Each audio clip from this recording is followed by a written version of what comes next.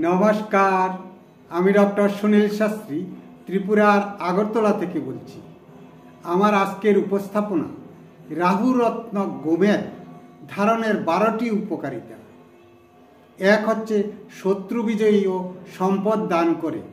2 হচ্ছে মামলা মোকদ্দমা জয়ে সাহায্য করে। 3 হঠাৎ বিপত্তি থেকে রক্ষা করে। 4 স্বাস্থ্যের উন্নতি করে। 5 শিক্ষা পেশা ও পদোন্নতিতে সাহায্য করে। 6 বিদেশি ভাষায় পারদর্শিতা দেয়। 7 হজম শক্তি বৃদ্ধি করে।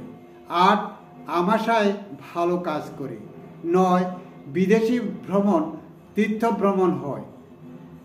10 রাজনৈতিক প্রতিপত্তি ও সুনাম বাড়ায়।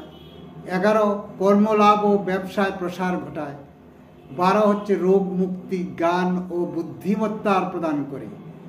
উপরোক্ত এই 12টি বিষয়ে অত্যন্ত ভালো ফল পাবেন যদি রাহুর দশা চলে, রাহুর অন্তর্দশা চলে বা রাহুর প্রত্যন্ত দশা চলে, এবং সেই রাহু যদি সুতুঙ্গস্থ থাকে বা তুঙ্গস্থ থাকে বা মূল ত্রিকোণে থাকে বা মিত্রক্ষেত্রে থাকে বা অশুভ গ্রহের দ্বারা দৃষ্টি না হয়, তাহলে উপরোক্ত 12টি ফলাফল আপনি খুব ভালোভাবে পেয়ে যাবেন।